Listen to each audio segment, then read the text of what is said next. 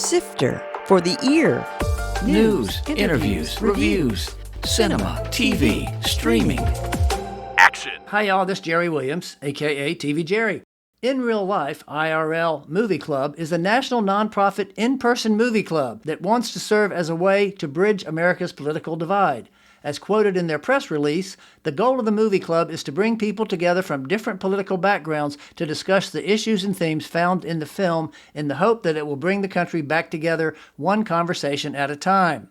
On October 12th, they'll screen My Omaha.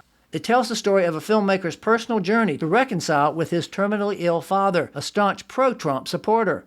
It'll play at least 100 theaters nationwide, including at Movieland here. I'll have a link on the webpage for this show at TV Jerry.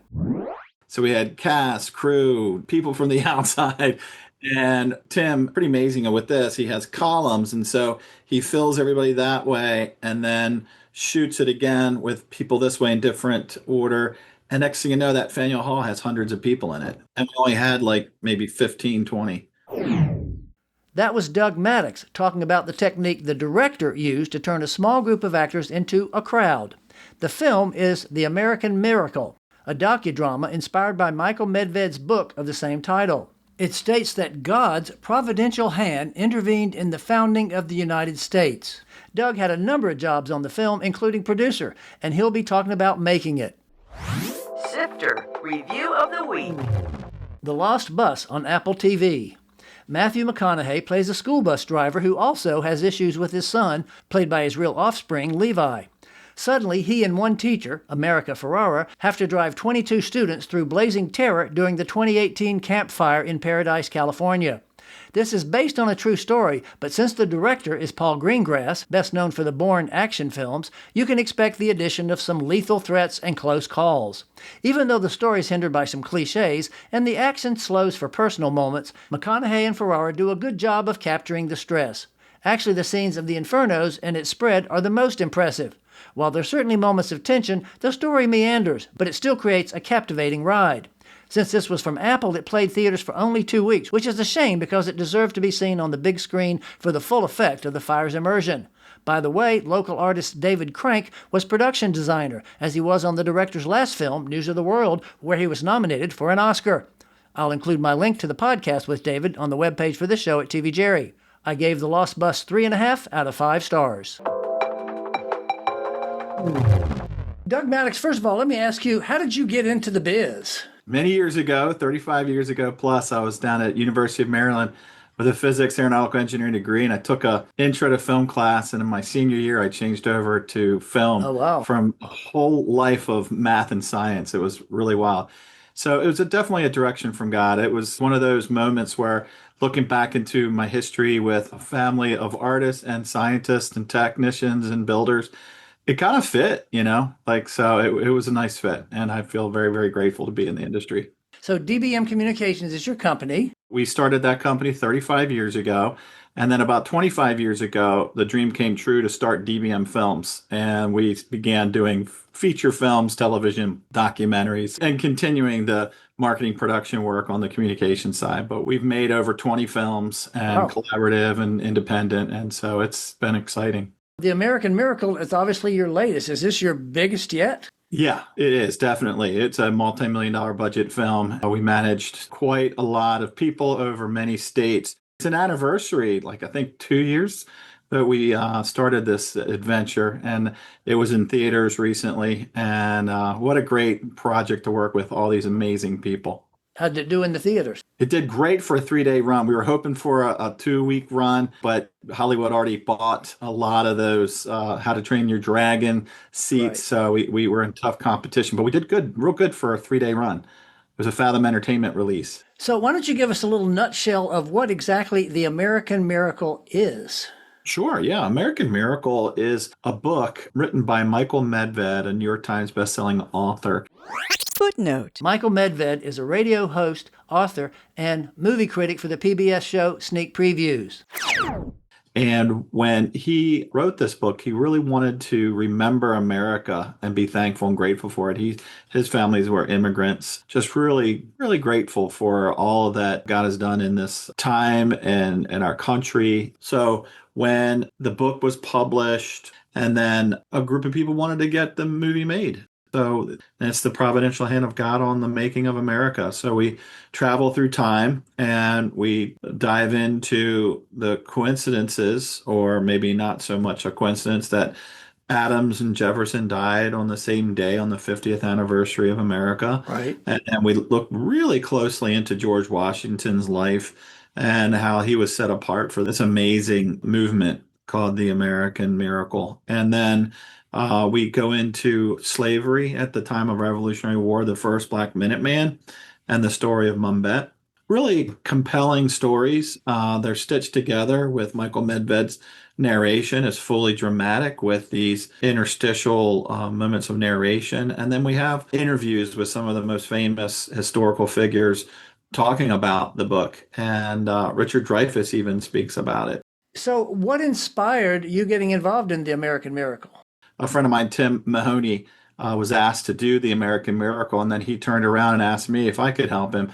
And I said, absolutely, because I've done a lot of narrative, and it had more dramatic telling of the story. And it is a drama doc, but it has got a lot of documentary. Ralph Ogstros put in a lot of documentary and interviewed a lot of people. I did the narrative dramatic production, and Tim fused it together as the director with his editing staff. So it was a really nice collaborative piece. Oh, that's interesting. So there were two different people working on two different parts. One was doing the documentary, one was doing the narrative. That's interesting. Yeah, but we worked together at the same time. Sure. So Yeah. we're all producers. And had you known Michael Medved before then, or? No, I didn't get to meet him until this production. And what an honor. Him and Diane are amazing. We ended up optioning 2 books, and this is the pilot film. And we're pretty jazzed about how it's getting out there and reaching people. So I'm very excited.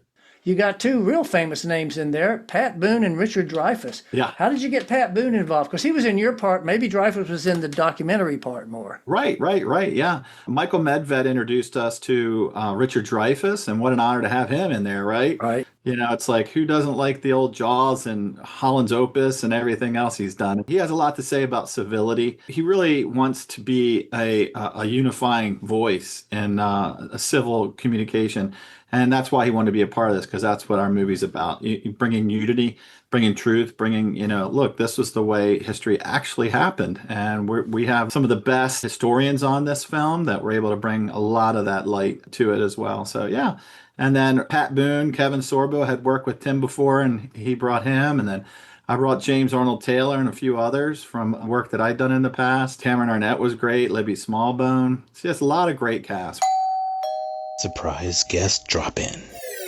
Speaking of actors being in the movie, somebody that was in the movie dropped in to give a little surprise hello. Hey, Kara, what's going on? How you doing? I'm great. How are you? Good. Footnote. Kara O'Brien is a Richmond-based actor. Kara, welcome back to Sifter for the Year. Thanks for joining us. And your Thank disco you. background you got going on there. That's fun. Oh, yeah, these are my sound-activated LEDs. It looks like I've got people at the door waiting to come get me. Or I'm about to be beamed up. I don't know. So you played Mary Ball Washington in this film. Tell us who that character was and what that experience was like. Mary Ball Washington was George Washington's mother. And typically, when we're studying history, we really don't hear a whole lot about her. No. And from what I'm told, she was really not thrilled about her son going off to war and participating in this effort. And so in the film, that is very clearly expressed. And it's walking a fine line, by trying to show that motherly love and motherly concern and parental guidance. And how was your experience on the movie? It was fantastic. It was fantastic. I've worked at that location many, many times over the years, and it was like old home week. And what was the location? Berkeley. The Berkeley. Oh, okay. Berkeley Plantation. Okay, right. Yeah. Kara was amazing. There's that dramatic and the sorrowful drama, the comedic side, the tears. I gotta tell you, she brought the tears. She did that part so well. She had everybody in the crew crying at the end. Oh, great. Wow. I didn't know that because I was just busy focusing on what I was trying to do. So it was impressive. And how was the premiere in D.C.? It was wonderful. When I saw the young man who played young George. He was in his full regalia, and I remember telling Doug this. It was sort of funny. I went up to young George and I said, "Oh, you look fantastic. And what role did you play?" He said that to And you? no, I said that to him, Oh, and I knew. Lord. I mean, I knew who he was, and he says, "I played young George." I said, "Well, it's very nice to see you again, son." And he went, "Oh, I'm so sorry. I didn't know who you were." And Doug, now I will take the opportunity to tell you what Jerry said to me on the phone the Oh, other Lord. day. I was going to leave that out, but go ahead. Oh, it's too funny. He said, "Please don't take this the wrong way, but did they age you up for that?" I didn't know how to take that because usually in historical things, you are au naturel. So Right. Yeah, to yeah. finally answer that, Jerry, I could probably say most accurately, it was probably just how I look when I wake up. Well, and the Except for hair the being bunch of up. hair piled on top of my head. Beautiful. Yeah, because I mean, look, There's no But doubt older. about that. you don't look like you looked in that movie at all, right, Doug? I mean, she doesn't look that age that she looked Not, in the not right movie. now. You That dressed up Right. nice. Yeah, So you that no. created that hair. character with the age. I'm telling you, when you put those costumes on and you get those hairdos and your Yeah. stuff is pulled tight. I mean, Doug, you know, Yep. Doug jumped in. I Yeah, had a to do little a Dinwiddie. double take when I saw. I'm like, who? Nobody recognized me.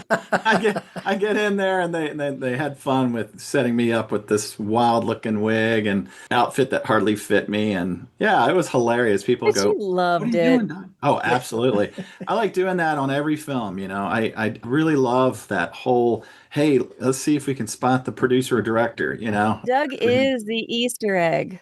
Well, thanks for dropping in with your disco lights, and congratulations on the movie. And I look forward one of the days we'll get you on here to talk about your career. Oh, please. I like talking about other people's stuff. All right, take Good to see care. you, Kara. Thanks for See you guys. joining. Thanks for Bye having bye. me. Bye. Have a great Bye. day. So now I have to ask you because, of course, I always watch the credits and I see your name as unit production manager, an accountant, second unit director, and post production supervisor. Good heavens, you were all over this thing. Yeah, I was. I poured my heart and soul into it for sure. I've been independently producing as a filmmaker, so I direct, I produce, and then unit production management comes kind of natural to me, working with schedules, working with Right. crews, and so on and so forth. I've done first AD work before, but post-production supervisor, and I manage the budget all the way through from beginning to end. Yeah, there's a lot of labor of love and a lot of hours poured into this movie for this, and it worked out. Yeah, yeah. So how much was shot in Virginia? I'd say half, and then the rest was all over the country, Texas and Massachusetts, Maryland, Washington, and other places. Like you said, it was all over the place and all different seasons. And I'm sure some of that had to be visual effects, like all that snow, the icy river. Yeah, our post-production process was pretty aggressive with special effects. It's not a Tim Mahoney film without a green screen. He brought out a 40-foot green screen all the time, Oh, and we would set in front of cannons and people running and you name it. Even Faneuil Hall was up in Boston, right? And it's really amazing place. it's a little more crowded than it was in the movie. Yeah. Inside, we had about 20 to 25 extras on paper coming to fill the audience. And a bridge went out. And only two people could show up. So we're like, uh-oh, here's the producer and me. We got outside and invited people, random people outside, and Come be in the said, hey, movie. crew, guess what? You're going upstairs and getting dressed in period pieces. So we had cast, crew, people from the outside. Wow. And Tim, pretty amazing with this. He has columns. And so he fills everybody that way and then shoots it again with people this way in different order. And next thing you know, that Faneuil Hall has hundreds of people in it. Right. And we only had like maybe 15, 20. Speaking of visual effects, there are guns in the movie and Yeah. they are fired after rust. A lot of people are using visual effects to actually create gunfire. Did you have real gunfire or were Real those guns. visual effects? Those are Yeah. real guns. Okay. So Yeah. I guess obviously you had armors and stuff on set. We had several armors working with us. Charles down in Mississippi came up and another great guy to work with. And then we had the Park Service. We were at Fort Frederick out in Maryland. They have a tier of people, and so you actually had to have their armor and our armor Oh. just for safety purposes. We had some of the original natives from New York who were in that Battle of Monongahela generations later, that same tribe came down for this production. And we had to bring up someone from Texas who knew how to do the actual painting of their face in that exact style. We had an incredible native extras coordinator who knew how to do it as well. And so we were up in the woods, filming the guns, filming the natives running around, having caps blast off everywhere, some effects. It was a big feat, big fun time. I was like, there's my last of the Mohicans. That was my second unit directing. Tim's off doing other main camera work. And so we had so much to film. We had to divide out the company and split it up. And so it was a blast. Sorry to keep banging on this effects, but when the people were talking in the cold, was that CGI breath or were they really in the cold? CGI breath. That was, okay, good. But it was cold. Yeah. We were up in Minnesota for that one. And we were hoping and praying for snow, and the almanac said it's going to be light snow. So we tried to get a ski resort to blow some snow, couldn't get that. And then we found out in the history books that it wasn't always snow. You think of that one encampment that had Valley Forge, Right, sure, yeah. always with snow and bare feet. Well, they were there quite a while and through many seasons. And so we felt comfortable enough. Okay, we can film this without the snow, but it was cold. And it was interesting. Our last day of filming up there, guess what started coming down? Of course.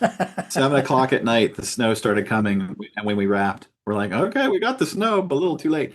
But yeah, the breath was CGI. And we had a team of 3 different animators working on it. The whole ice scene must have been crazy. Was that all done in a studio and then just put into a river? So we have plates of a river and then modeling and then effects. But the actual people on the raft, if you're talking about that scene. Yeah. So we filmed them there right at the location in Minnesota where we created a huge green screen set and had the raft in there, and then he fell off on a mattress in the background. So yeah, so we had stunts with effects, with modeling, with animation. It was a big build. So it was fun. A big crew, I'm assuming, too, right? Yeah. I managed over 400 staff. Yeah, up from extras all the way up to all the executives. And you said it took 2 years. 2 years, yeah. Wow. What is the final expectation to show it? Was it in theaters? Was it on streaming or all of the we above? went about 800 theaters across the nation. You can look at Fathom Entertainment and see some results. Then on Rotten Tomatoes, we got a 97% viewer response. They loved the movie. The release went really extremely well. Now we're going to the second window. It's all about celebrating the 250th, which is coming up July in just about a little less than a year, right? It's August right now. And so we got it out there beforehand, and then we'll keep promoting it like we're doing right now. And it's available at AmericanMiracleMovie.com. It's Blu-ray, DVD, digital right now. And it's also available on all the major platforms like Amazon and Apple and Fandango. So it's exciting to see the outreach. It's going to be celebrating the 250th anniversary. So we'll be celebrating all the way through to July 4th next year for the 250th. There you go. Well, that's great. That's by the way, I saw my buddy Steve Lyons in there. He was the second unit DP with me. And then Al Underwood has been on this podcast talking about his business, teaching actors how to ride horses. Oh, he's great. Yeah, when I first met Al, I go, boy, Al, I'd love to work with you. And he just helps so much. Sacred Fire is a special book about George Washington. And he pulls it out of his knapsack and goes, wait a second, our other producer was the publisher of Sacred Fire about George Washington. And he goes, I read this as like a Bible. And he goes, we got to have you. And so he helped tremendously. He got us a lot of horses and riders. He was in the Monongahela battle as well and some other places. So great guy. Great. Yeah, it was a good podcast too. I think I already know the answer to this because it's right behind you there on the wall. What's next for you? Operation Friendship, I directed and produced while we were in editing post-production for the American Miracle. We've got a Christmas project that we've developed, and we're just raising some funds for it at this point. It's a low budget, and I'm very excited. Scrapbook Christmas is the title. It's just the time of my life. I feel very honored and blessed to be a part of these kinds of projects. And I love the indie world. I mean, we did a huge, big budget American Miracle, and we hope to do a whole lot more. But as you know, it takes a whole group of people, investors and supporters and everything else. So we do them when we can. We don't want to miss any opportunity. So, one question I always like to ask everybody, when you're not working and it seems like you're working all the time, what do you like to watch? What are you watching lately on streaming, or what movies have you seen? Well, I went and watched most of the movies that just recently came out, the Brad Pitt F1? F1. My wife got us the vibrating and racing chairs, and we had a good experience with that. I wasn't thinking I was going to go see it, and then she goes, I got tickets for us, and I enjoyed it. It was good. It was a nice comeback. Very Formula, but it was Formula One, so it worked as a Formula movie. Yeah, it was did. well made. It really did. And then How to Train Your Dragon, it was okay. It was a repeat. I was like, all right, whatever. I do like Star Trek, Star Wars. I'm always looking for a sci-fi. I've never done one. I'd love to see what happens in the future for that side. Mostly I've done family-friendly, inspirational type work, and then the big budget type movies. I did Josh McDowell's authorized biography called Undaunted. That was a very similar size as this one. So I do enjoy the processing, analyzing, and then creating budgets and building these things, hiring great people and treating people with respect. And at the end of the day, you get people like Kara O'Brien saying, great person to work with and great production. That means a whole lot to me because that's really what it's about. Terrific. Well, Doug, I want to thank you so much. I'm glad we got to finally get together and talk about this. And congratulations on the movie. And we'll have you back on when you got something else to talk about. One of this crazy science fiction movie. Yeah, that'd be cool. Thank you so much, Jerry. Bye-bye. That was Doug Maddox talking about the film he co-produced, The American Miracle, a docudrama that states that God's providential hand intervened in the founding of the United States. I'll have links to the movie and more on the website for this show at tvjerry.com. Coming soon. In theaters. Tron Ares. This next reboot of the Tron series stars Jared Leto, plus the star of the original is back, Jeff Bridges. Roofman. Channing Tatum stars in this true story about a man who robbed numerous McDonald's without hurting anybody and ended up hiding out for 6 months in a Toys R Us. A House of Dynamite. When a single, unattributed missile is launched at the United States, a race begins to determine who's responsible and how to respond. This thriller marks the return of director Catherine Bigelow and stars Idris Elba as POTUS. Kiss of the Spider-Woman. This new version of the classic film musical stars Jennifer Lopez and Diego Luna. It's directed by Bill Condon, who's worked on other musicals like Dreamgirls and Beauty and the Beast. Soul on Fire. A young boy suffers a horrible accident and learns to accept his life in this faith-based film starring William H. Macy and John Corbett. Deathstalker. This is a reboot of the 1983 sword and sorcery adventure starring Daniel Bernhardt. TV and streaming. The Woman in Cabin 10 on Netflix. A travel writer stumbles upon a gruesome secret while traveling aboard a luxury cruise ship with Hannah Waddington, Keira Knightley, and Guy Pearce. John Candy, I Like Me on Prime, a documentary about the comic actor who died in 1994. Vicious on Paramount Plus. Dakota Fanning plays a woman who spends the night fighting for existence as she slips down a rabbit hole contained inside a gift from a late-night visitor. To Cook a Bear on Hulu. In the mid-century village in northern Sweden, the body of a shepherd girl is found in a bog. Soon the villagers set out in search of the killer bear they think is on the rampage. The Chair Company on HBO follows a man who investigates a conspiracy after an embarrassing incident at work. Devil in Disguise, John Wayne Gacy on Peacock, a series that delves into the serial killer's life and crime.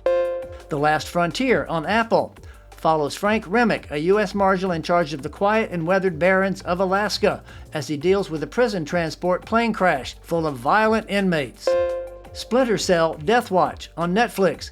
This sounds like another series about a spy pulled back into the world of espionage, starring Liev Schreiber. Murdoch, Death in the Family on Hulu follows Alex Murdoch's stranger-than-fiction family drama. The Diplomat on Netflix. Kerry Russell returns in the title role for Season 3. You can subscribe to this podcast on the usual platforms or go to TV Jerry, click on the podcast tab, and there's a link to enroll. This is Jerry Williams. Thanks for listening. For more Sifter, including literally thousands of reviews, visit tvjerry.com. That's a wrap.